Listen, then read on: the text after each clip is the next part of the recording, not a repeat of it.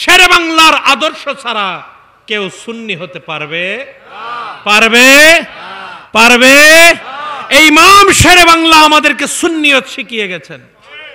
সুন্নিয়তের ক্ষেত্রে, আমার নবীর মুহাব্বতের ক্ষেত্রে কারো সাথে কোনো আপোষ করা যাবে লা ইউমিনু আহাদুকুম হাত্তা আকুনা হাব্বা ইলাইহি মিন ওয়ালিদিহি ওয়া ওয়ালাদিহি ওয়ান নাস আজমাইন।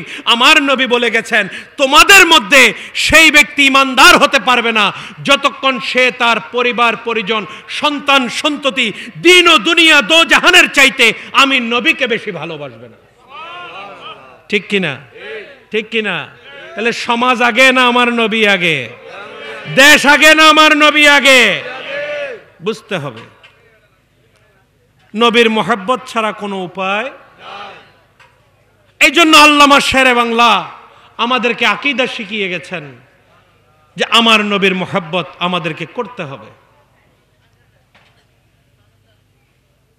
আপনার অন্ধকার কবরে কেউ যাবে না, সমস্ত নবী রাসূলগণ ইয়া নফসি করবে, একমাত্র উম্মতের জিকির থাকবে আমার নবীর নুরানি জবানের মধ্যে।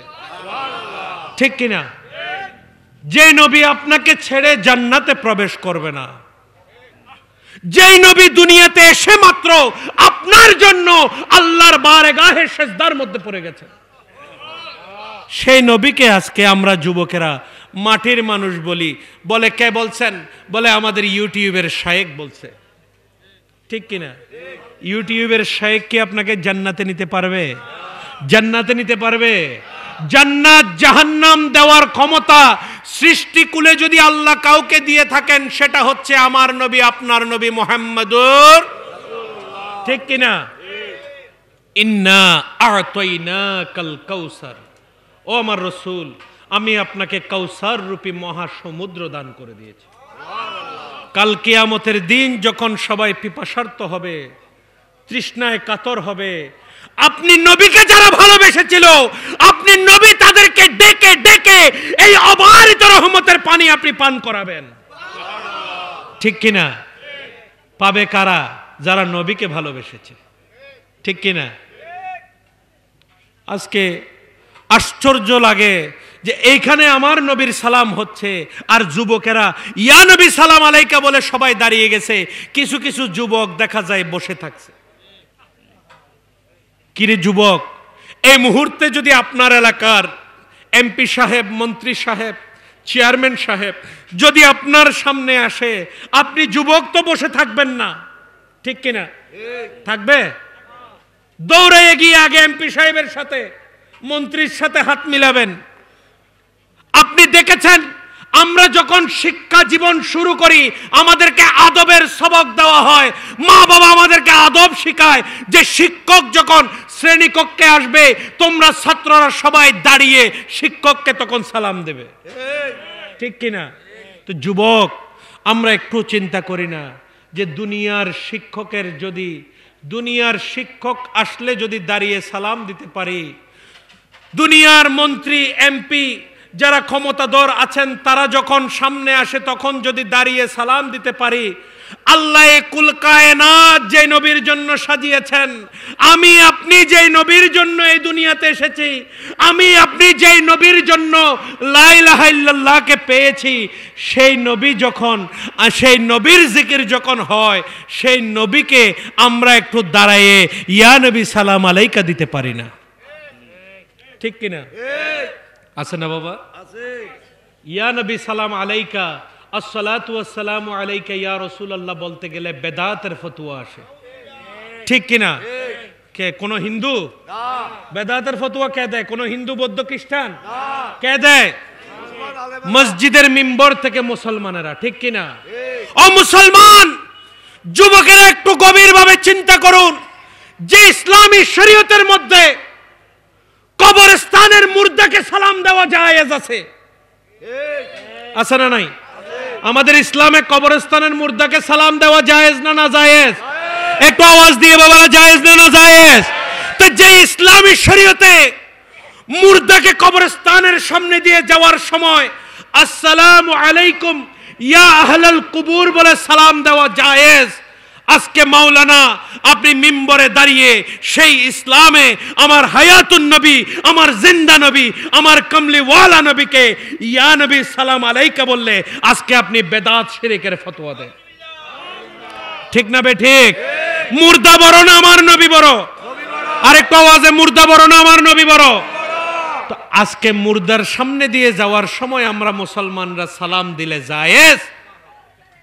আর যার জন্য দুনিয়াতে এসেছি, যার জন্য আল্লাহকে চিনেছি, ঠিক না বে ঠিক?